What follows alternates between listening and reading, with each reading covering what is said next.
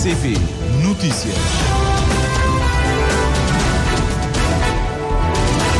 Sete da manhã em Cabo Verde, primeiro jornal com Júlio Vera Cruz Martins, como sempre, a começar com os títulos.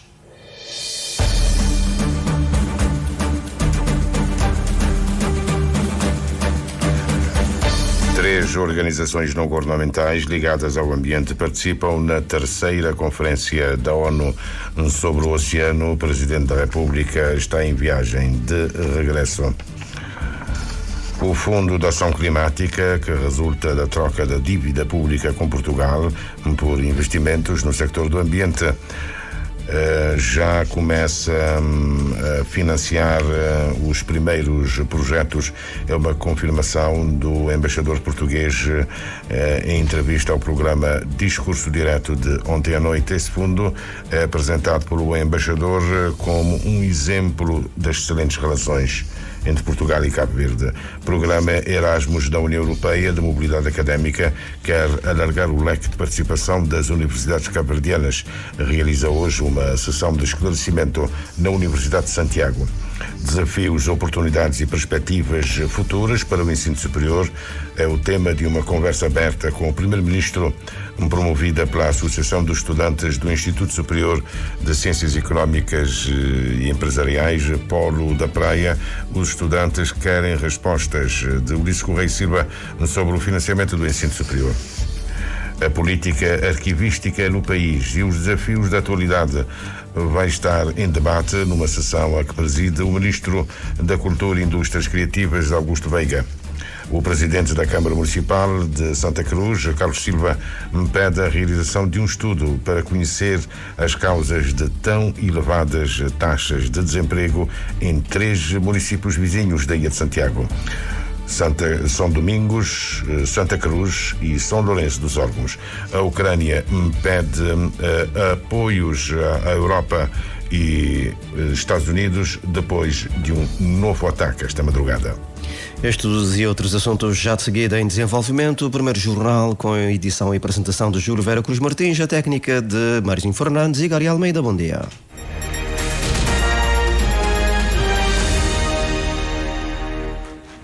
Votos renovados de bom dia, gratos pela preferência que nos dá. O presidente norte-americano Donald Trump reforça o contingente da Guarda Nacional em Los Angeles com mais 2.000 efetivos e agora 700 fuzileiros, elevando assim para quase 5.000 o número total de militares mobilizados na cidade de Los Angeles para acalmar os ânimos dos manifestantes. O procurador da Califórnia, Bob Bonta, já apresentou uma ação judicial contra a administração Trump, alegando que a medida tomada pela Casa Branca configura abuso da autoridade do governo federal e viola a 10ª emenda da Constituição da República.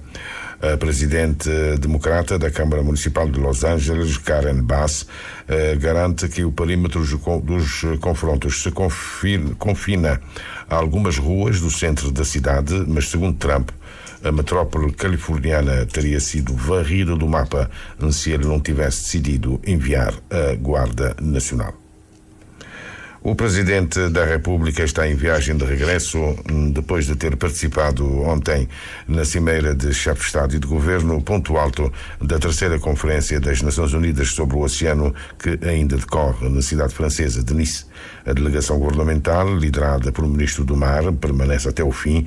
Jorge Santos participa quinta-feira próxima numa reunião dos pequenos Estados insulares lusófonos, onde nós pretendemos criar uma organização lusófona para a exploração e também para a investigação oceanográfica e termos políticas públicas convergentes.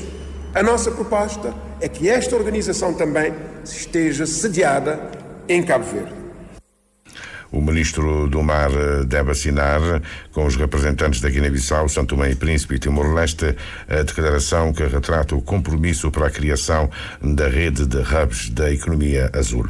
A participação de Cabo Verde na terceira Conferência das Nações Unidas sobre o Oceano também se faz com organizações não governamentais de defesa do ambiente, Lantuna de Santiago, Projeto Biodiversidade da Ilha do Sal, Projeto Vitó do Fogo, a Biosfera de São Vicente, representada por Tomi Melo. As ONGs vêm seguido as comitivas da Presidência da República e também do Ministério do Mar, embora tenhamos agendas também diferenciadas. Portanto, as ONGs estão aqui principalmente para estreitar relações com os seus parceiros, procurar novas conexões e também apresentar um bocadinho daquilo que é o trabalho que tem sido desenvolvido em Cabo Verde por todos nós. Tomi Melo conta que as ONGs cabo-verdianas têm-se multiplicado em reuniões com parceiros, um deles a BirdLife International, sobre a política para a preservação das aves marinhas. Nomeadamente o plano de gestão das aves marinhas, que pronto, já está há muito tempo em cima da mesa para ser aprovado. Tivemos também a discutir um corredor ecológico que se pretende criar em Cabo Verde e outras questões que, nesse momento, esse é o palco ideal para se discutir com parceiros e ver qual a melhor estratégia de conseguir apoiar o Executivo cabo-verdiano a conseguir trilhar então esses caminhos, revendo as soluções que são tomadas, procurando novas estratégias. Em termos globais, Tomi Melo diz que se pode falar em resultados, como é o caso do anúncio da ratificação do Tratado de Alto Mar pelo governo do Senegal. E já publicou que vai duplicar as suas áreas marinhas protegidas. Obviamente ficamos um bocadinho invejosos porque gostaríamos de ver os nossos decisores chegar nesse palco com decisões tão arrojadas como essas e não só da boca para fora, mas que tenham realmente plano para seguir a coisa em frente. Esperamos que sim, que realmente esteja na agenda e é o que parece, que eles se sentem realmente engajados em seguir esse mesmo caminho. Estamos aqui para isso, para apoiar as delegações de Cabo Verde, para estabelecer novos contactos e para sair daqui com uma nova perspectiva e com o sangue um bocadinho revigorado para aquilo que é as tarefas que temos que desenvolver em Cabo Verde. O Tratado de Alto Mar está em curso de aprovação pelo Parlamento e depois a ratificação pelo Presidente da República. A problemática da conservação e o uso sustentável dos oceanos vai ser uma constante na ação do Governo do Brasil, que acolhe a 30ª Conferência da ONU sobre Mudanças Climáticas, em que vai ter lugar em Belém entre os dias 10 e 21 de novembro deste ano. O Brasil vai lançar um balanço ético global para mobilizar pensadores, artistas, intelectuais e religiosos, juventude, mulheres, povos indígenas e comunidades tradicionais e afrodescendentes rumo à COP30. Precisamos formar uma grande onda para construir um futuro mais justo e sustentável. Lula da Silva assegura que a literacia oceânica nos programas escolares vai ser incrementada para ultrapassar os marcos projetados para este ano. 515 escolas azuis, 160 mil estudantes e 2.600 professores. O Fundo de Ação Climática, que resulta da troca da dívida pública com Portugal por investimentos no sector do ambiente, é apresentado pelo embaixador português como um exemplo das excelentes relações com Cabo Verde. No programa Discurso Direto de ontem à noite, João Luís Queiroz realça que muito proximamente fica concluída a fase de concurso para a concretização dos 2 primeiros projetos que vão ser financiados pelo Fundo Climático e Ambiental. A duplicação do output energético da fotovoltaica do Palmarejo.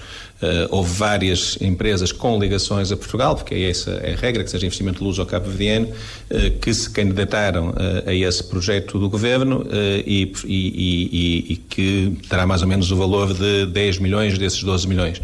Então ainda previsto cerca de 4 milhões para o apoio da parte energética da bombagem das desalinizadoras na ilha de Santiago. João Luís Queiroz lembra que o montante do Fundo Climático é agora de 42.500.000 euros, justamente o valor da dívida de Cabo Verde que vence até 2030. Esta é, aliás, uma das decisões da Cimeira Portugal-Cabo Verde, realizada em janeiro passado. Outra das decisões é a linha de crédito de 100 milhões de euros para garantia às empresas. A ideia, no fundo, é que as empresas possam surgir com as suas ideias, com os seus projetos e conseguir investimento bancário, portanto, financiamento bancário, com garantias dos dois Estados, de Cabo Verde e de Portugal. Portanto, isto não só faz com que o custo do financiamento seja mais baixo, mas dá maiores também garantias às empresas que investem. Portanto, se houver empresas luso-cabo-verdianas que tenham ideias de fazer investimentos, por exemplo, na área da economia azul que referia, provavelmente esta linha de crédito de 100 milhões de euros... Portanto, as empresas cabo-verdianas também podem se candidatar a esse... Desde que exista uma ligação a Portugal, por exemplo, se para a concretização do investimento os bens necessários sejam importados de Portugal, seria possível. Se tiver um sócio português, será possível. Portanto, é sempre uma questão de haver aqui uma conexão com Portugal. Portanto, as empresas portuguesas podem fazer junções, joint ventures com empresas cabo-verdianas. Que é o que está a acontecer, por exemplo, também no FCA. Muitas destas empresas que se candidataram são joint ventures entre empresas cabo-verdianas e portuguesas. O embaixador João Luís Neves Queiroz esteve no programa Discurso Direto de ontem à noite com o jornalista Carlos Santos a propósito do Dia de Portugal, de Camões e das comunidades que é assinalado justamente hoje. O Discurso Direto vai ser transmitido em reposição a partir das 9 horas. O programa Erasmus+, da União Europeia de Mobilidade Académica, quer alargar o leque de participação das universidades cabo-verdianas e é o que justifica Angélica Vaz mais uma sessão de esclarecimento agora na Universidade de Santiago.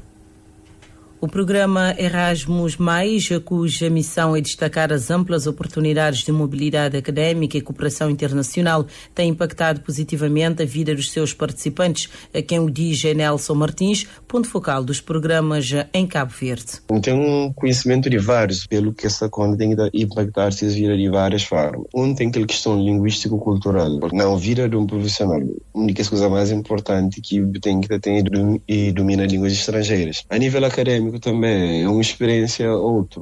E a hora que eles voltam, mesmo essa fala, esses modus operandi, essas mentalidades que se encaram a universidade é totalmente diferente. Apesar dos avanços alcançados pelos programas ao longo desses 10 anos de existência no país, Nelson Martins aponta um desafio importante: criar pontos de motivação para dar continuidade às inscrições nos programas. Esse fator é considerado crucial para garantir a sustentabilidade das parcerias e continuidade dos financiamentos. É um grandes desafios que é com que mais universidades candidatas e conseguem e ter um financiamento.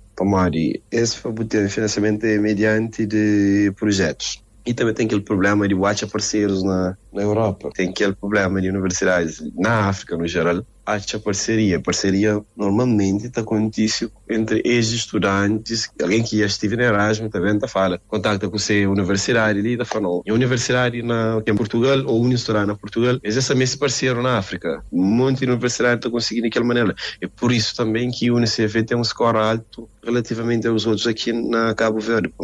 E foi ex-alunos, ex-professores que estudam fora que acaba para ser o ponto de ligação. Essas declarações foram feitas por Nelson Martins a propósito da realização hoje, às 8h30, no campus da Universidade de Santiago, na Praia, da segunda edição da sessão de informação sobre os programas Erasmus+. O responsável destaca a importância da realização desse evento para alcançar os objetivos preconizados com os programas. O motivo de continuar a fazer divulgação é para aumentar a participação de instituições de ensino superior. Quanto mais instituições de ensino superior participam no programa Erasmus, melhor está a ser para quadros que se formaram na Cabo Verde. O evento vai contar com a participação de representantes institucionais e académicos. Desafios, oportunidades e perspectivas futuras para o ensino superior é o tema escolhido para uma conversa aberta com o Primeiro-Ministro, promovida pela Associação dos Estudantes do Instituto Superior de Ciências Económicas e Empresariais do Polo da Praia. O que os estudantes esperam de Ulisses Correia Silva são respostas sobre o financiamento do ensino superior e que solução pode dar o Governo para as dívidas dos estudantes. Edson Martins. O presidente da Associação dos Estudantes do ISCE, Éder Tavares, afirma que cerca de 60% dos estudantes do Polo da Praia têm dívidas com o Instituto, enquanto no Polo do Mindelo a percentagem ainda é maior. Neste momento temos em nossas mãos documento que mostra que temos praticamente uma dívida muito elevada. Então, mais de 60% dos alunos aqui estão com dívidas ou estão com propinas em atraso. Do Polo da Praia? Sim, do Polo da Praia. Do ISCE em São Vicente ainda é maior. Então, esta situação requer um olhar, penso eu, de todos que preocupam com o futuro do país, porque a educação é o futuro do país. Todos nós sabemos que adquirir conhecimento e ter desenvolvimento técnicos para ajudar o Cabo Verde a desenvolver. Éder Tavares diz que os estudantes têm muitas dúvidas sobre como o governo pretende financiar o ensino superior no país. Por isso, realiza-se hoje uma conversa aberta com o Primeiro-Ministro Ulisses Correia Silva sobre o tema desafios, oportunidades e perspectivas futuras para o ensino superior. Por exemplo, temos aqui várias dúvidas, por exemplo, as últimas notícias sobre, claramente, as habitações para os alunos do interior e das ilhas, também sobre as dívidas que parece que vão ser pagos pelo governo, os alunos do quarto ano, para que possam, assim, levantar os seus documentos, o funcionamento da Bolsa do Estudo, porque há uma dúvida que fica no ar sempre que as escolas públicas são mais favorecidas do que as escolas privadas. Vários estudantes, por exemplo, daqui do ISCE, contestam porque sempre que concorrem para a Bolsa do Estudo não conseguem e que há uma maioria que é dada para instituições públicas. Então seria muito bom que o nosso primeiro-ministro esteja aqui para tirar algumas dúvidas para que tudo ficasse esclarecido. O dirigente estudantil acrescenta ainda que a associação está a desenvolver o projeto Abraço com o objetivo de apoiar os estudantes endividados e explica como. A primeira fase é levantar todos os alunos que estão com dívida. Depois de levantar todos os alunos que estão com dívida é dividir os alunos por ilhas e por comunidades. E depois entrar em contato com as câmaras onde residem estes estudantes, tentar uma parceria e depois os critérios serão feitos, os alunos que estão neste momento ativos e que têm um cadastro 1 e 2 serão prioridades. Os outros iremos analisar para que possamos ver. A conversa aberta com o Primeiro-Ministro, promovida pela Associação dos Estudantes do ISCE, acontece esta tarde. A política arquivística no país e os desafios da atualidade vai estar em debate numa sessão a que preside o Ministro da Cultura e Indústrias Criativas, Augusto Veiga. O Presidente do Instituto Nacional do Arquivo Histórico admite que a Lei de 2004, que rege o sector, precisa ser retocada. Atualizar no sentido de, primeiro, responder aquilo que é a demanda do digital, portanto, para com isso trabalhar e ter uma política de preservação digital. Também trabalhar no sentido de criar melhores condições para que os demais arquivos correntes e intermédios do Estado sejam geridos de forma correta e adequada.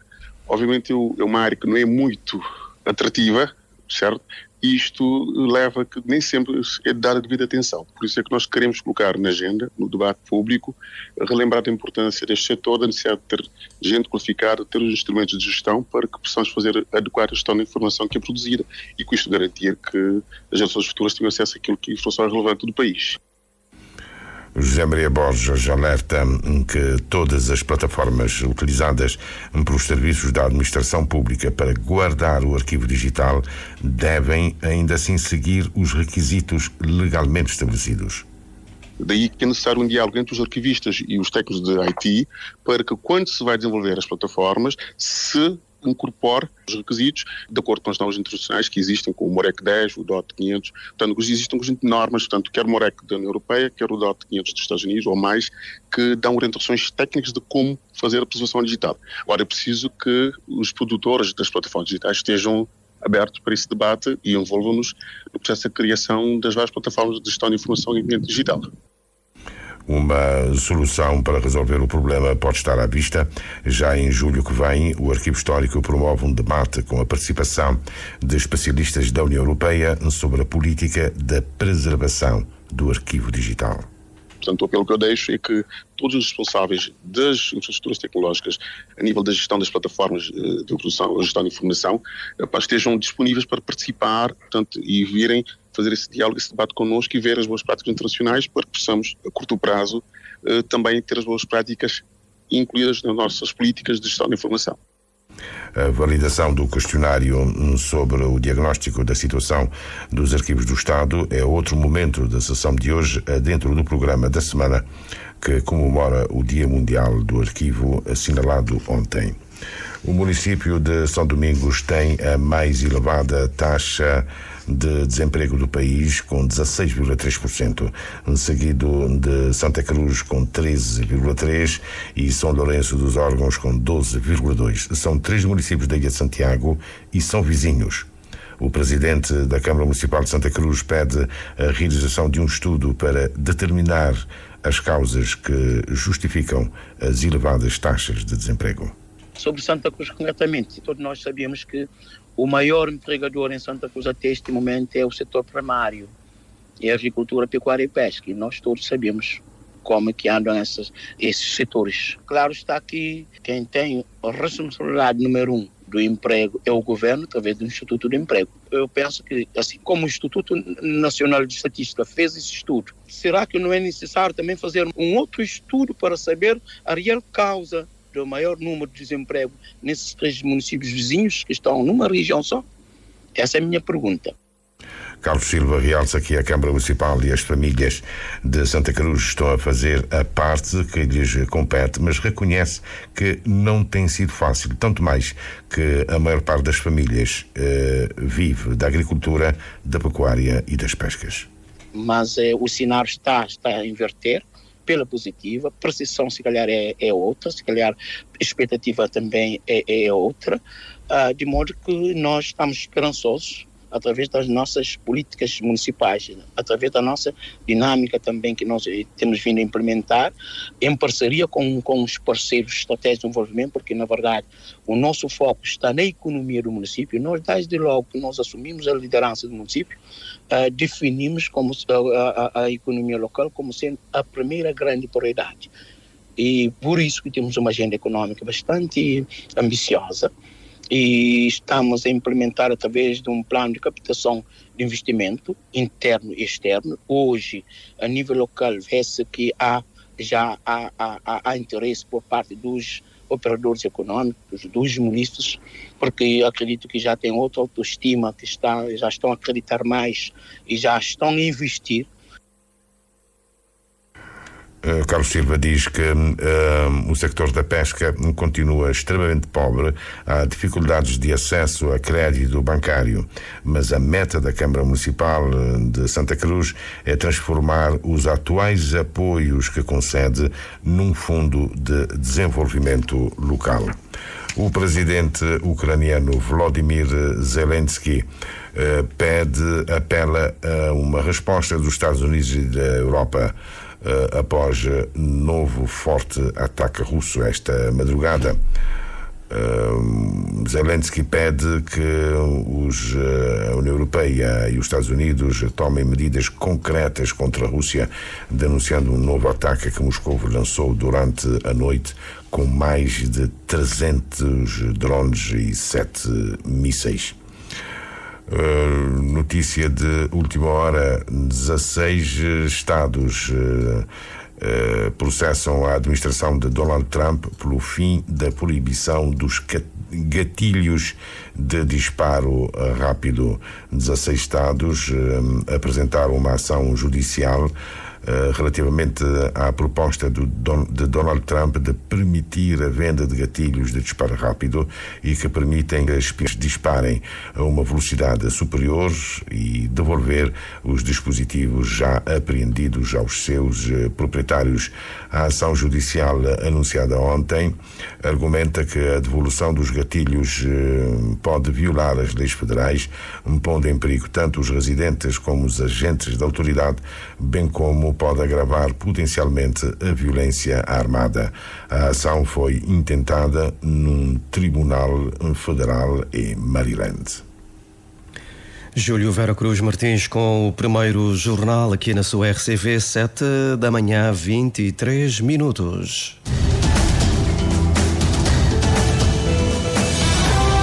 Mais informação informações em www.rtc.cv e na aplicação RTC Mobile. RCV, o rigor da notícia e o melhor da informação a cada hora. RCV.